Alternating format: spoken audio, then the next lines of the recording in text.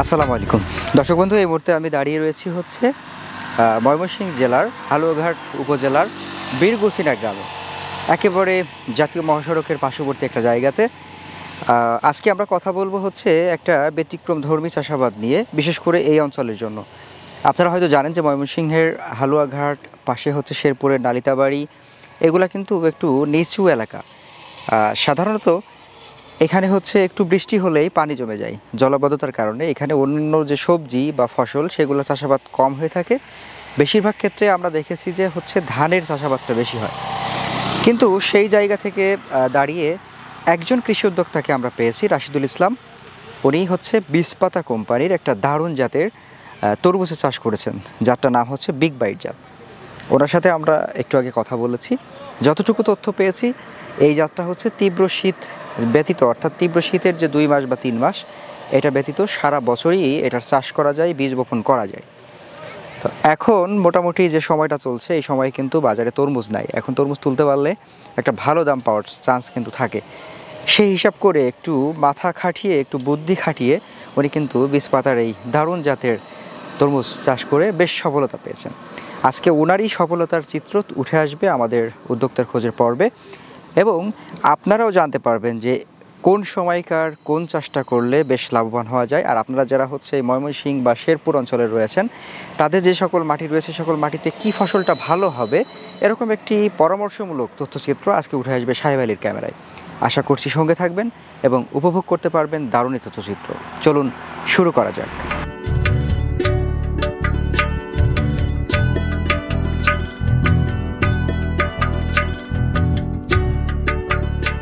আসসালামু আলাইকুম। ওয়ালাইকুম আসসালাম। কেমন আছেন ভাইজান? আলহামদুলিল্লাহ, আপনি কিরকম আছেন? আলহামদুলিল্লাহ ভালো আছি। রাশিদুল ইসলাম ভাই? জি ভাই। আচ্ছা, আপনাদের এটা হচ্ছে ময়মনসিংহ জেলার হালুয়াঘাট উপজেলা? জি, উপজেলা, গ্রাম বীরগুছিনা। বীরগুছিনা। আচ্ছা, যাই হোক, আমরা এই যে অক্টোবরের আজকে হচ্ছে 29 তারিখ, শেষের দিন প্রায়, জি, এই সময় আমরা তরমুজ পাচ্ছি। সাধারণত এই সময় কি তরমুজ খেতে থাকে? না। আচ্ছা, কিভাবে আপনার খেতে থাকলো একটু আমাদের বলেন তো গল্পটা। গল্পটা আমরা কিন্তু সবসময় ইউটিউব দেখি। ইউটিউব দেখে কিন্তু আমাদের মনে আগ্রহ জাগে যে আনসিজনে আমরা কিছু করি, মানে তরমুজটা আনসিজনে করলে হয়তো এটা বাজারে বিক্রি করলে, সেল করলে ভালো টাকা পাওয়া যাবে। আচ্ছা আচ্ছা। পরে চিন্তা করলাম যে এটা কেমনে কি করা যায়। পরে এই জায়গায় তো আমরা যখন এই প্রজেক্টটা বাউ করছি, তখন উপজেলা যে কৃষি অফিসার হঠাৎ করে দেখছে এই জায়গায়, দেখার পরে বলতেছে আপনারা কিন্তু আনসিজনে কিছু করেন, বলতেছে আনসিজনে করলে আপনারা তরমুজ করেন। আচ্ছা। পরে তরমুজ আমাদেরও আগ্রহ যে তরমুজ করব। পরে তরমুজ করলাম, 3টা জাত পাইছি আমরা। আচ্ছা। 3টা, একটা উপজেলা উপসহকারী কৃষি অফিসার দিছে, আর একটা স্মার্ট বয় 22 স্মার্ট বয় আনছি এগ্রোয়ান থেকে। আচ্ছা। আর একটা আনছি বীজপাতার বিগ বাইট। কোনটাতে ভালো ফলন পেলেন? ফলন পাইছি সবচেয়ে ভালো হয়েছে বিগ বাইট। বিগ বাইট, জি। আচ্ছা, এটাতে আসলে কেমন ফলন পেলেন, মানে ব্যাপারটা কিরকম? যদি আমরা একটু পার্সেন্টেজ করি, যদি আমরা এই 3টাকে মিলিয়ে 100 নম্বর দিতে চাই, জি জি, তাহলে আমরা কোনটাতে কত কত দিব? বিগ বাইট 100 থেকে 100 হয়েছে। আর ওটি 15, ওটাও ভালো হয়েছে, কিন্তু ওটি 60-70 এরকম হয়েছে পার্সেন্ট, কিন্তু এটা 100 থেকে 100 হয়েছে। কিন্তু এরপরে ওটা প্রাকৃতিক দুর্যোগের লেগে আরো ভালো হইতো। আচ্ছা, আরো ভালো হইতো, কিন্তু এবার আমাদের এদিকে কিন্তু প্রাকৃতিক দুর্যোগ হয়েছে প্রচুর পরিমাণ। আমরা জেনেছি যে কিছুদিন আগে বোধহয় আপনাদের পাশের উপজেলা, আপনাদের উপজেলারও এক অংশ হচ্ছে বন্যা প্লাবিত হয়েছে। এই অংশ আমাদের হয়েছে। জি জি। আচ্ছা, এই যে বন্যা প্লাবিত হওয়ার একটা নিচু জায়গা, যেখানে আমরা সাধারণত দেখি যে ধানের চাষাবাদটা হয়, সবজির চাষাবাদ তো বোধহয় একটু কম হয়। আপনার জন্য এটা কি একটা মানে চ্যালেঞ্জিং বিষয় ছিল না? জি জি, চ্যালেঞ্জিং মানে একটা বিশাল কিছু, মানে এরকম বৃষ্টি আমরা হয়তো আরো 20 বছর আগে দেখছি। আচ্ছা, এরকম, কিন্তু এরকম বৃষ্টি আর দেখছি না। কিন্তু এরকম বৃষ্টির মধ্যে যে এই সময় আমরা এই তরমুজ মারাইছি, এটা আলহামদুলিল্লাহ। আচ্ছা, আলহামদুলিল্লাহ। ক্ষেতের বয়স কতদিন হলো? ক্ষেতের বয়স হয়েছে 63 দিন। আচ্ছা, আজকে 29 তারিখ চলছে অক্টোবরে। তাহলে আগস্টের কি? আগস্টের 22-23 তারিখে লাগে, শেষ সপ্তাহে। জি, শেষ সপ্তাহে। আচ্ছা, সাধারণত কত দিনে এটা বিক্রির উপযোগী হয়? এটা 70 দিনে হারভেস্ট করা যায়। 70 দিন? জি, 70 দিনে। তার মানে আপনার একেবারে হারভেস্টের সময় কাছাকাছি 2-3 দিনের মধ্যে হারভেস্ট শুরু হবে। গড় যে সাইজটা পেলেন সেটা কেমন? সেটা 4 কেজি। এবার প্রাকৃতিক দুর্যোগের লেগে একটু কম হয়েছে, ছোট হয়েছে, কারণ হ্যাঁ খাবার নিতে পারছি না। এই যে গাছগুলো যে দেখা যায়, কিন্তু বৃষ্টির কারণে এরকম হয়েছে। এরকম বৃষ্টি হয়েছে পাতাগুলো যখন ছিঁড়া লয়ে গেছে। আচ্ছা, এরকম পরে এত বৃষ্টি হয়েছে? এত বৃষ্টি হয়েছে। এরপরে ওটা আলহামদুলিল্লাহ ভালোই হয়েছে। 3-4 কেজি হইব, 4 কেজি 5 কেজি হবে কিছু কিছু।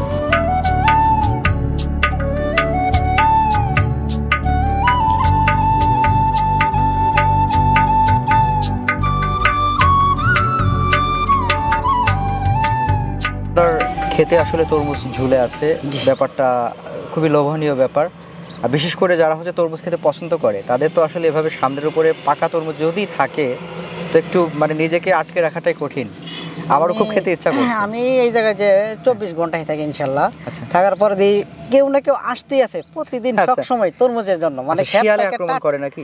না, শিয়ালের আক্রমণ এখনো পাইছি। তরমুজে কিন্তু শিয়ালের আক্রমণটা একটু বেশি হয়। কিন্তু আমাদের এখন এই জায়গায় কোনো ক্ষতি হইছে না। রাতের বেলা চুরি হয়? রাতের বেলায় তো টুকটাক একটা হইতেই পারে, স্বাভাবিক। আমার এখন খেতে ইচ্ছা করছে, খাওয়াবেন কিনা বা খাওয়ার উপযোগী আছে কিনা?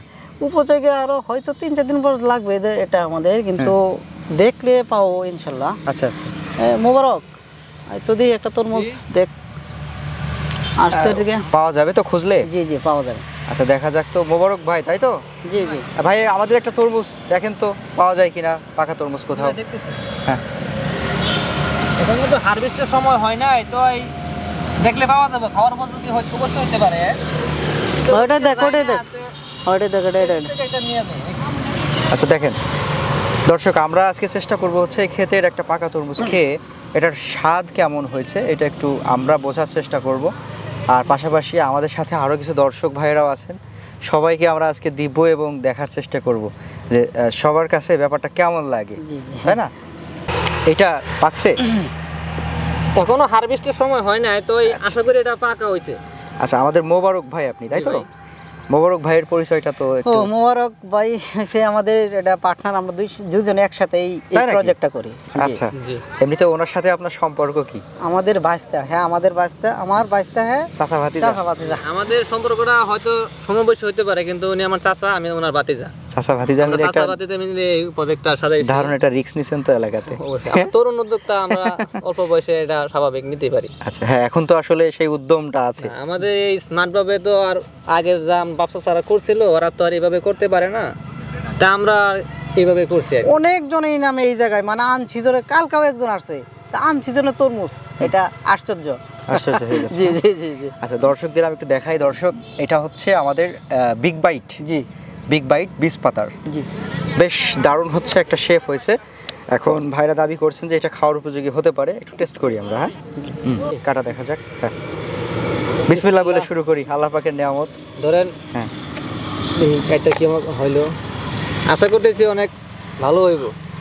আচ্ছা, ভিতরে কালারটা কি কালার হয়? ভিতরে লাল কালার। এটা বিগ বাইট তো, ভিতরে লাল, যেটা সচরাচর মানুষে পছন্দ করে। হ্যাঁ, সব সময় এটা চাহিদা বেশি। এখন টান দিলে বোধহয় মাটিতে রাখেন না, মাটিতে রাখেন না, না মাটিতে না।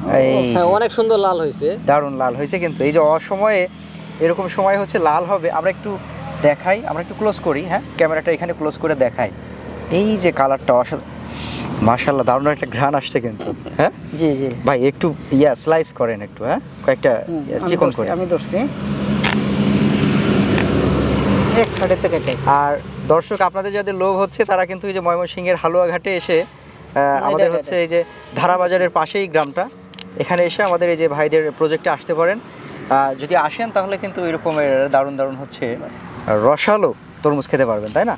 আচ্ছা, আর আমাদের সাথে এইটাই করি আমরা, একটা মাছ বরাবর একটা করে কাট করি, এক একটাতে 2 টুকরা করে করি আমরা। হ্যাঁ, যেহেতু আমাদের এখানে অনেক দর্শক ভাইরা রয়েছেন। হ্যাঁ, আরেকটা করেন, আরেকটা করেন, একটু সাবধানে। হ্যাঁ, ওকে। আচ্ছা, আমাদের সাথে এখানে হচ্ছে অনেক ভাই রয়েছেন। ভাই, আপনারা একটু এদিকে আসেন, আমরা একটু খেয়ে দেখি। সবাই একটু এদিকে আসেন। হ্যাঁ, আসেন, আপনারা ওদিকে আসেন, একটু নেন, একটু এখানে বসেন, আমাদের সাথে একটু বসেন। যদি আসলে হইলো। পরিবেশটা ওই রকমের নাই। হ্যাঁ, হাতে হাতে। ভাই ধরেন, ধরেন ভাই, ধরেন। হ্যাঁ, ব্যাস, আমরা একটু সবাই বিসমিল্লাহ বলে খাওয়া শুরু করি। হ্যাঁ, সবাই একটু খাই। হ্যাঁ, বিসমিল্লাহ।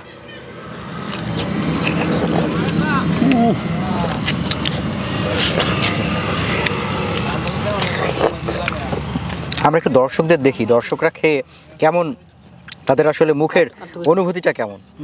এখানে একজন ভাই রয়েছেন, এখানে একজন ভাই রয়েছেন, সবার একটু দেখি। আচ্ছা বলেন ভাই, আপনাদের কেমন লাগছে এটা খাওয়ার পরে তরমুজটা? হ্যাঁ অনেক ভালো, একটু একটু একটু ভাইদের বলেন কেমন লাগছে।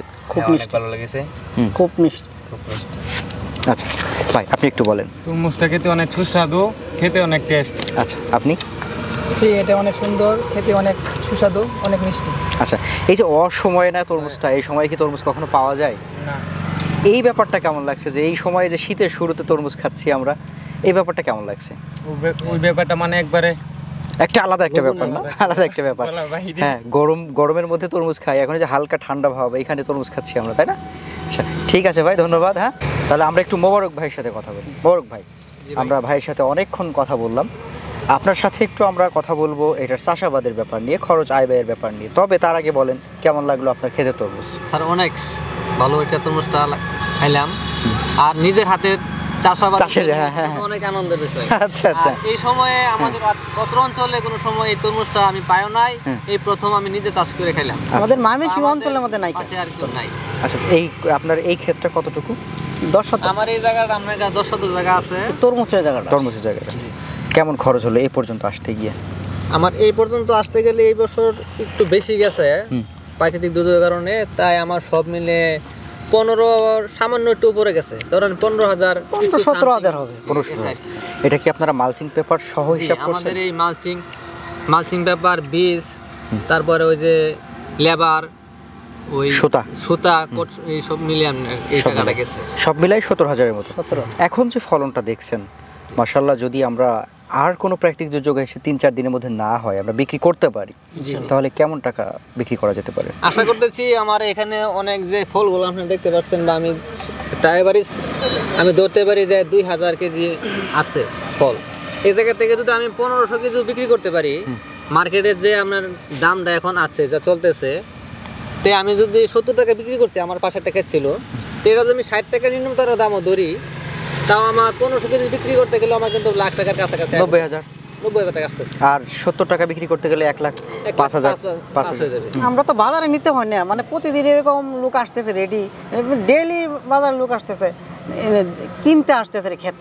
যাই হোক, এখন আমাদের দর্শকদের উদ্দেশ্যে প্রথমে আপনি একটু বলবেন, তারপর আপনি একটু বলবেন, আমাদের দর্শকদের উদ্দেশ্যে একটু পরামর্শ দিবেন, আপনাদের ব্যক্তিগত অভিজ্ঞতার জায়গা থেকে একটু পরামর্শ দিবেন আমাদের দর্শকদের, যারা তরমুজ চাষ করতে চায়, কোন সময়ে করলে ভালো হয়, কিভাবে করলে ভালো হয়, কোন জাতটা করলে ভালো হয়, একটু প্লিজ দর্শকদের উদ্দেশ্যে। হয়েছে আগস্ট মাসের শুরুতে করলে ভালো হবে, এটা তো একটু গেছে গা, ধরেন এটা 17 তারিখে 18 তারিখে লাগাইছি, শেষ ভাই গেছে শেষ সপ্তাহে, কিন্তু আগস্ট মাসের প্রথম থেকে শুরু করলে এটা ভালো হবে।